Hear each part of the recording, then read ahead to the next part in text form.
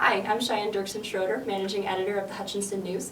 Today we are interviewing City Council candidates to hear a little bit more about their race. Now, first of all, could you give me your name, what race you're running in, a little bit about yourself? Oh, sure. My name's Sara Bagwell. I'm running in the at-large position, so that's not specific to any district. It's the entire city. And I've been a permanent resident since 2012. My mother's lived here 30 years, so I have experienced a lot of back and forth between where my dad lives and where my mom lives, but ultimately this is the place that I decided to call home. So when this is where I raised my children, I guess you could say. If I had to decide where I wanted to grow up or have my children grow up, I thought Hutchinson was just a great place for my children to grow up. And so my kids have gone to school here, kindergarten and up. My oldest is now at Wiley for her last year in 6th grade. And I have a son in 2nd grade at Wiley, and I have a 2-year-old, she's gonna be 3 in about 10 days, the 28th. And yeah, she's in preschool now, but yeah. Yeah, tell me about that choice. A lot of people, at some of our previous forums with the Chamber of Commerce, whatnot, there's been talk about perceptions here in Hutchinson, about negative perceptions, that kind of thing. But you chose to move here. Tell me about that choice or that investment in Hutchinson. I don't know if you've ever heard me speak. I say things like, hey, we need to change things, but I've never once taken a negative approach to how I'm going to change. I'm not saying this is wrong, I'm saying we can do better. But I've always had a positive attitude towards the growth that Hutchinson can achieve, and that's really what I want to see. I want to see the growth. I really love this place. I think it's a great place. So I always try to tune in to the positivity and always looking forward. You know, we can't change what has happened in the past. We can learn from it. We can't change it, and always trying to stay positive moving forward. Why I came to Hutchinson is probably because of my more conservative values. I spent the majority of my life here and in California, and I just don't think my particular values meshed well with there. I mean, it was really, really, really hard. When you are in low income and it's $1,200 a month for a bottom basement, and there's no jobs, the town I live in, there's no jobs, they're all service jobs, and you have to commute to the capital or other Bay Area places. So the majority of people that live in California, their daily commute's about 3 hours. So if you don't have access to a vehicle, there was no community college for starters. That was an hour commute to the closest community college. The average route was 3 hours to where jobs, because jobs would be centrally located in business areas, and then a lot of the other areas were highly taxed and not business friendly. And so it was mostly service level jobs. So you really couldn't make enough money to afford to raise your family. Sure. That's why I spent a lot of my time in my early 20s being homeless, living in my car, trying to just figure life out. And when it came down the time when I got pregnant with my daughter, Hutchinson was the place to go. I didn't want my daughter to have to go through a lot of struggles that I went through. Me and her went through a lot of struggles, don't get me wrong. My life got a whole lot easier once I put my roots here. And when my second child came, and after going through school and all that. So I have a master's degree from Emporia State University. It's not far from here. And I just, I can't express the opportunity. People don't realize how good you got it if that's all you know. But if you know something different, man, you would be surprised at how good and wonderful this place is. I mean, it's my whole life. It's everything. Sure. Yeah. And so my main goal is to kind of keep we need to keep our conservative values. We need to be able to keep our business-friendly economy, because I know what it's like to live in a place that has lost all that. Sure. And I'm glad you mentioned that. Tell me a little bit about groups in Hutch that might currently be falling into a gap. Tell me about ways that the city council might be able to better serve populations that aren't currently being served, or if there's too much attention being on one group or another. I think Hutchinson does a fairly good job, actually, on bringing the awareness and diversity. They like to, I think the drug community, you know, addiction and recovery for the longest time wasn't, but then you look at the last 18 months, and there's been huge leaps and bounds within the city of getting people together. Like the drug task force that they're putting on. You have New Beginnings that's really gearing up, and it's actually a great thing. So if you were to ask me this 18 months ago, I might have had a different answer. I might have said, you know, we really need to focus on this. I think it's come a long way. Now, can we do better? I think so. I also think that they're trying to keep things kind of under wraps until they fully develop everything. And, you know, and I wouldn't be opposed to recovery. I think September, right, is Drug Recovery Month. I think the city would be great if we, you know, next year we had a proclamation, did a little thing at one of the city buildings and something like that, to just bring awareness, bring people down there for a good time and socializing, maybe get some donations and stuff, and donate it back to the Oxford House, donate it back to the New Beginnings, and that sort of thing. So, and there's also, I think a lot of people that aren't necessarily have gone through drug addiction and recovery also share similar struggles with some of the people that are. And I think that low-income families and people coming out of a low-income family, what can I do to bring myself up? What can I do? And I think a lot of that has to do with job training. But I've always told my kids, you don't have to go to four-year college. I mean, I chose that route. I went to college, but there's several avenues. You can join the military, you can join a trade, or you can go to college, but at least do one of those three things. And you'll be, and dedicate yourself to that. So really getting that mindset into our younger generation, our high school, so that they're not out there getting out of high school, entering the struggles and getting themselves in trouble. And I'm not saying that's specific to Hutchinson, I'm saying that's a struggle across the United States. And, but I really think that we need to instill that job training. It doesn't matter what route, it doesn't matter if you're an electrician, a plumber, a welder, a machinist. If you know something and you're going to be able to provide for your family, it's going to be a good thing. So I think Hutch does a good job at recognizing each individual communities. I think there's a lot of community involvement. You have a lot of involvement in church. You have a lot of involvement with the Salvation Army. Like I said, with New Beginnings in Oxford House. You have the NAACP that has the longest standing president. There's a lot of rich history. You have the art community. So there's very diverse groups, and they're all doing their part. There's a lot of things that people are doing here. Okay. In our past conversations at forums and whatnot, you strike me as a numbers person. Tell me a little bit about, let's talk budget. Okay. And I know it's tough to talk about budget without having reviewed it deeply. But tell me your thoughts on how Hutchinson is currently budgeting, and are we stacking up pretty well, or are there areas where we should really focus on improving? So city budgets, I mean, across the United States, a lot of them are having a lot of trouble. I know personally with the city budget, we are under state law as far as debt to ratio, as far as how much debt a city can accumulate. There's actually laws and statutes like a city can't accumulate over a certain percent of debt to something. I don't know the exact verbiage because I have not memorized it. I've looked it over though. Right. And we are within reason, right?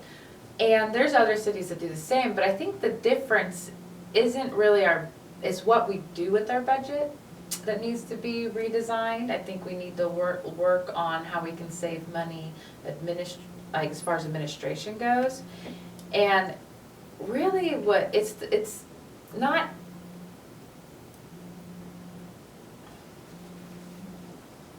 it's the growth we need to focus on. So we're shrinking, right? We're shrinking in population, we're shrinking in revenue. That's the main story. There's always gonna be a real problem with budgets, there's always gonna be a real problem with numbers.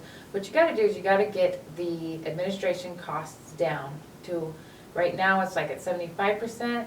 I mean, even if it was at 68, we need that, what we could do with that, we need to get our debt down. I believe, if we can pay off some of the 2010 series. I know we recently refinanced because interest loans are down, so that was a smart move.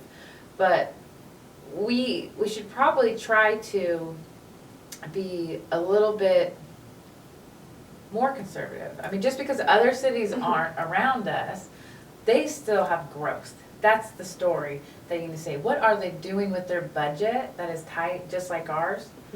But they're experiencing growth and we're not. Okay. I think that's the real story we need to dig down and get into. Because you have places like Salina that was not bigger than us at one time. And I know it has a lot to do with their location and the fact that we're landlocked here, but there's also, we're not as landlocked as you would think. We did get the expansion of the highway, which wasn't necessarily a good thing in many aspects, because I don't think it was marketed right. Because a lot of people now, they just hop on there and bam, you're in Maze and you're shopping, right? So it almost killed our shopping because people, it doesn't take that long. But we can't only focus on, our own economy too. What can we do to bring people from Wichita here? I know a lot of people talk about, as far as numbers goes, about getting jobs in here, and a certain percentage of them needs to employ city people in Hutchinson, right? Well, we're kind of shrinking, so I don't think our main focus should really be on that. If you can get some good housing in here and people coming in from outside the city working in these jobs, or offering a moving, like where they'll pay for your moving location, they'll pay the first month's pay. I'm for getting other people to move here. Like, hey, you're in Wichita, we got some really good jobs here, we got some really good housing that we're starting to do. Move to Hutch. If you gotta work, and some people might work outside of Hutch for a couple months and go, man, I really don't want to make this drive anymore, but I seen this apartment down the street and I'm going to move. So it's not necessarily a bad thing to employ people outside the city, because it might prompt them to want to actually move into the city. So I think sometimes when and I see all the time help wanted, hiring. I'm not talking about just the service jobs. I'm talking about Morton Salt. I'm talking about Tyson's. I'm talking about Kroger out there, the Kroger Accounting Services. Those are all three great jobs. I know Morton Salt's outside the city, but it's right there. Always looking for employees. Where's the disconnect there?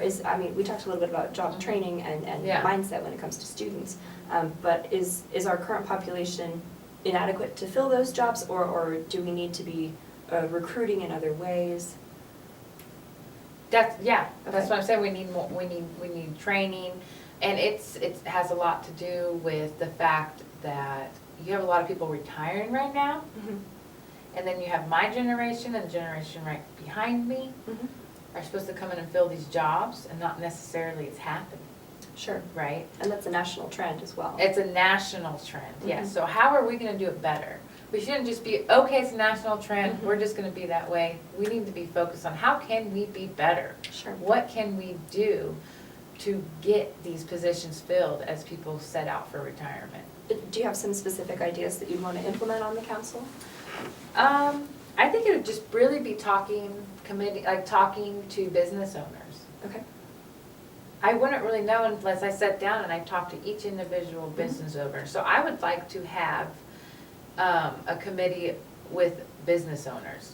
So like someone from Kroger, someone from Tyson's, someone from big job producers and all sat down and said, what are your struggles with getting employment in at this time? And how, what kind of training program can we set up? And just getting everybody on board together. Sure. I think everybody needs to talk. I think we need to get the school board talking. I think we need, and I'm not saying the school board doesn't do, they've got great training programs. What I'm saying is we can do better, and we need to get people here. We need to be a beacon of hope where people say, oh, Hutchinson, what's going on in Hutchinson? People we're really hitting the news, and I bet you'll have a bunch of good stuff to want to write about because, we got to change the narrative around, and we got to start doing new things. We don't have to just do what everybody else is doing around the country and just roll over and say, that's the way it's going to be. It all starts with communication. We've got to get the school board, we got to get the county, we all got to come together and go, how can we combat our tax issues? We all need to come together to lower the taxes. Not just the city. The city can't do it alone. We've got to get the county to lower taxes. We've got to get the city to lower taxes. We've got to get the school board to lower taxes. We've got to do it. Because once you get that going and you grow, you can have more revenue. So a lot of people don't understand. You can produce more revenue by lowering taxes and broadening your tax base. So if you have $2, $4, $6, but you have 10 people and it's only $1, that's $10 versus $6. You've got to broaden it.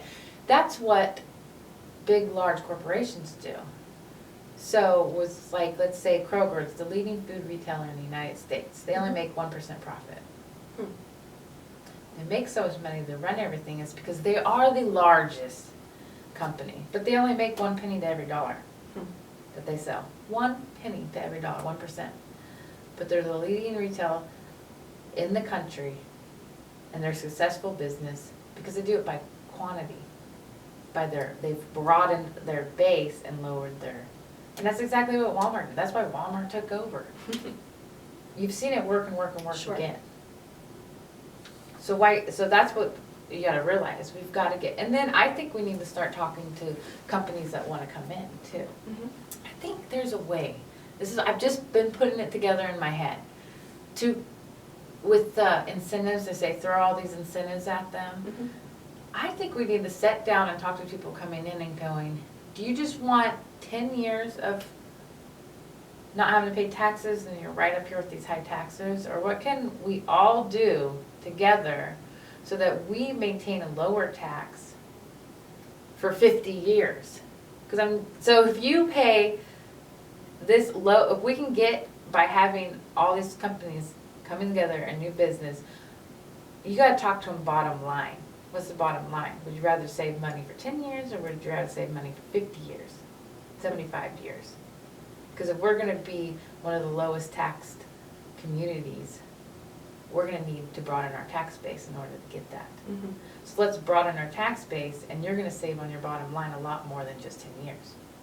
Is that enough to entice a large corporation like that, do you think? I think coming at people in different directions. What can we do to reduce the permitting costs? What can we do to get you to where you want to save the money from the 10 years to put up this building? Okay, what can we do in order to stretch your startup budget? Can we waive permitting fees and just let, come in there, send the person in there? You do what you need to do and make sure you do it by the code, but we're not going to charge you anything. How do we get the startup costs lower? Maybe like a reduced tax, but not a full one. I know they want the tax, but I think we need to send the message that collectively, if you can save money for 50 years versus saving money for 10 years, and then you have a huge bump in your operating expense as soon as you get on. And since you haven't been on for 10 years, we haven't been able to lower it, right? But if we can have this set goal of being able to lower these taxes indefinitely, I mean, you're talking savings on your operating for your bottom line continuously, year after year after year after year. You're not going to have to worry about when that stops because we are the lowest in the state. But we can't achieve that unless we achieve.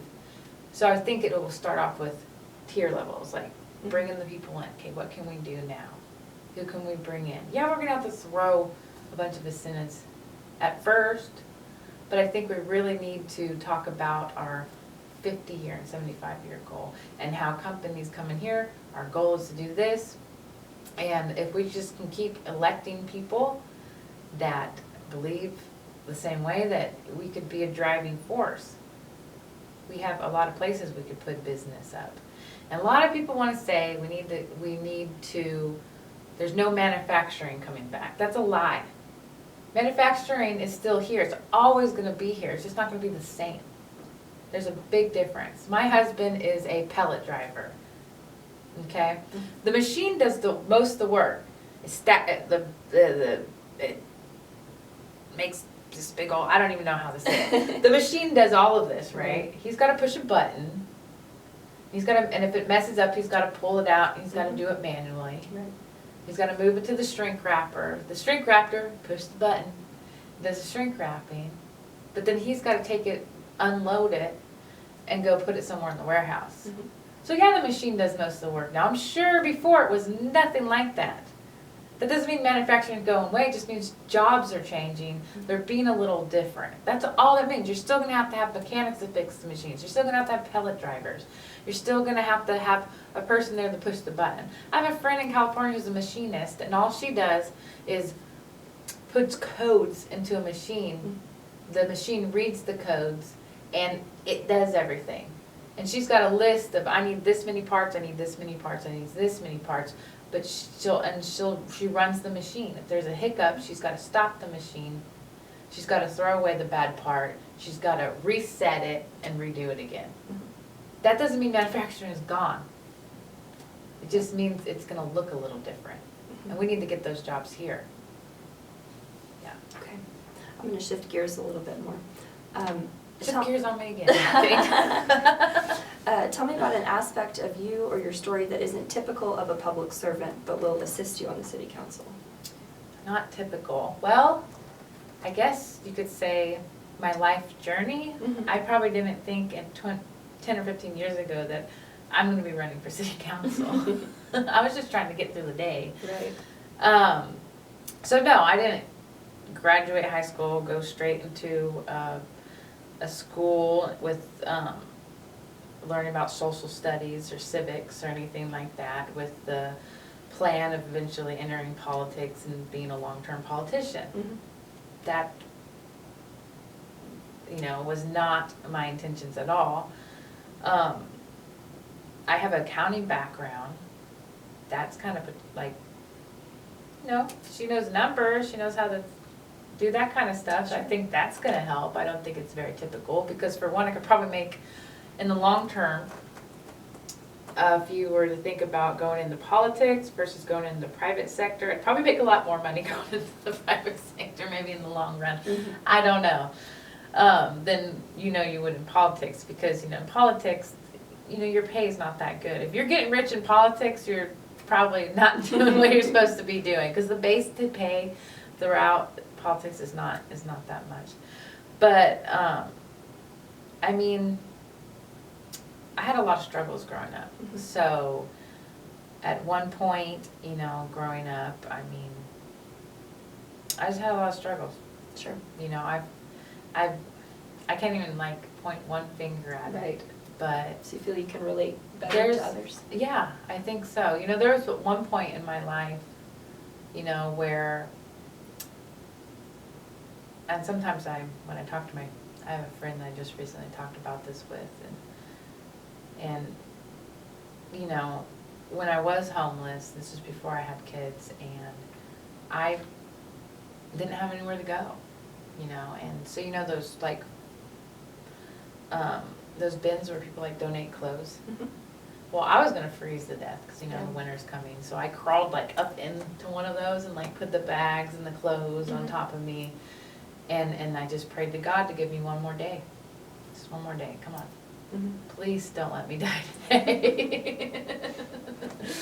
Please, Lord, please give me one more day. And every time I went through any of my struggles where, with abuse and really bad things, I've always prayed to God, like, may God have this special, where I just always, in, you know, my darkest moments, it was like the one beacon of light that I could say, please tell me what am I supposed to be doing with my life, you know?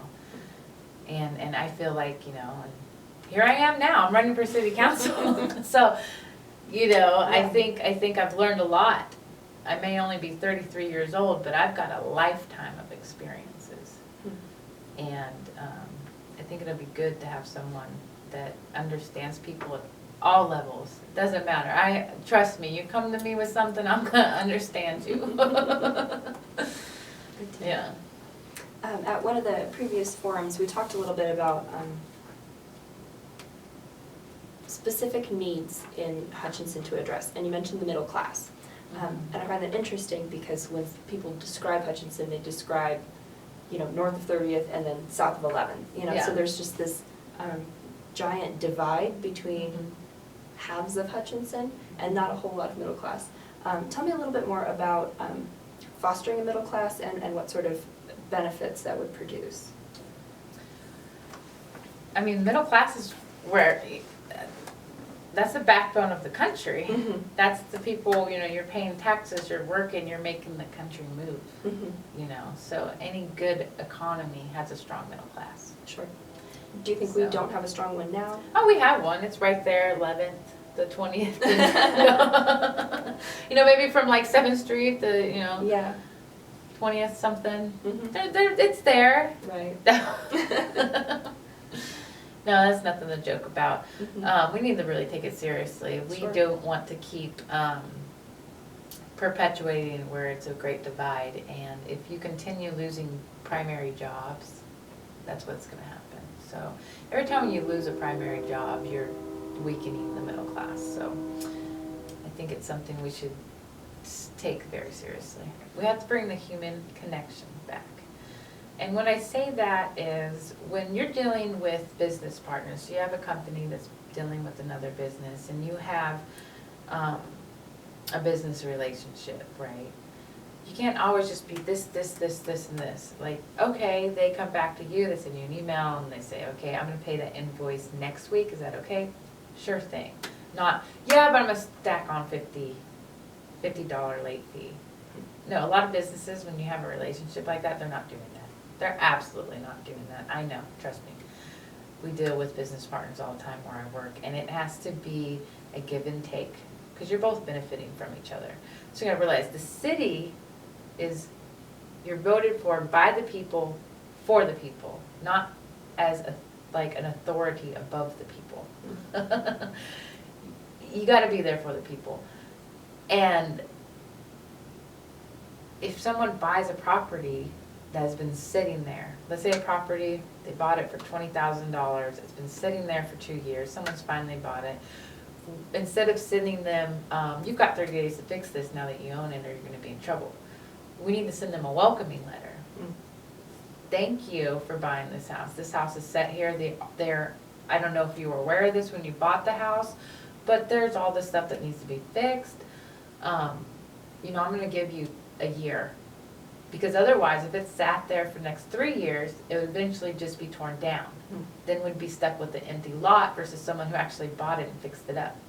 I'd rather have someone buy the house and take 5 years to fix it up instead of a house set empty, and then get torn down 5 years later, and now we have an empty spot.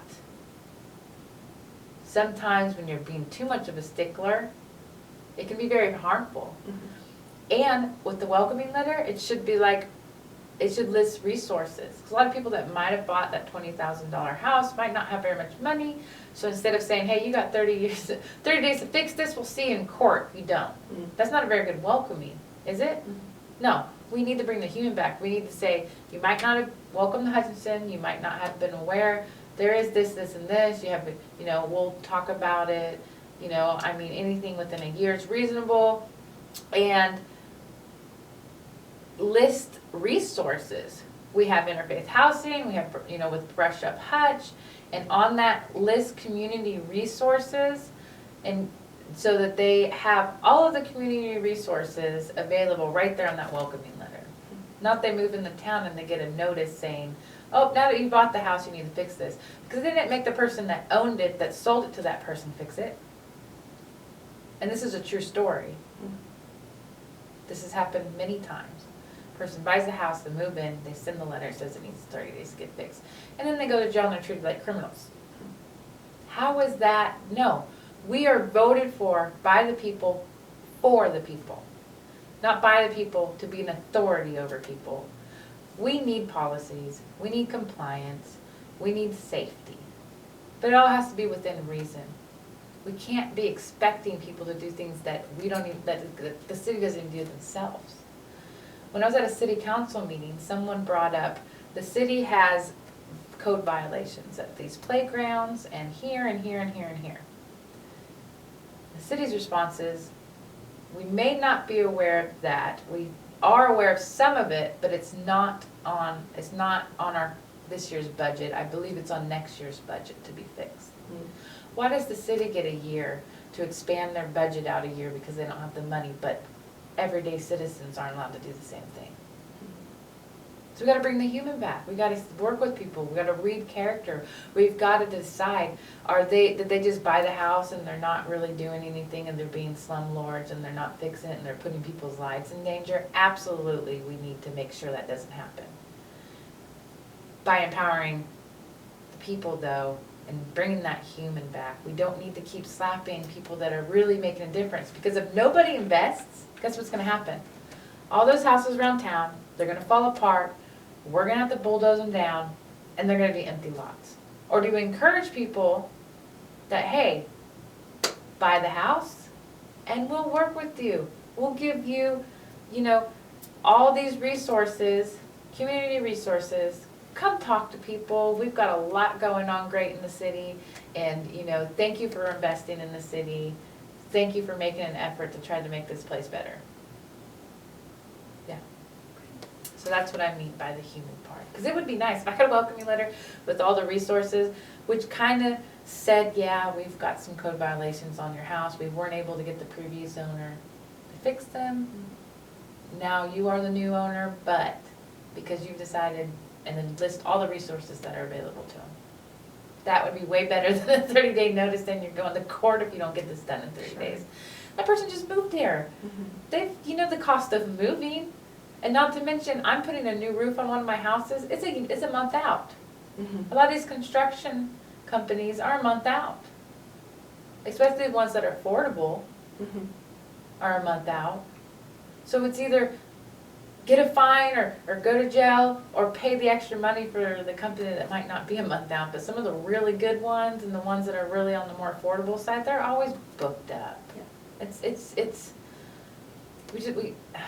We gotta bring the human back. That's all I can say. Sure. Those are my main Compassion, questions. yeah. Is there another topic we haven't covered yet that you'd like to tell me more about? Or? No, I think we covered a lot. Good deal. I do. I think we very wide range, and hopefully I didn't blabber on Sure. Well, about a bunch of different things. Thank you so much for speaking with me. I really appreciate it. Yes, thank you.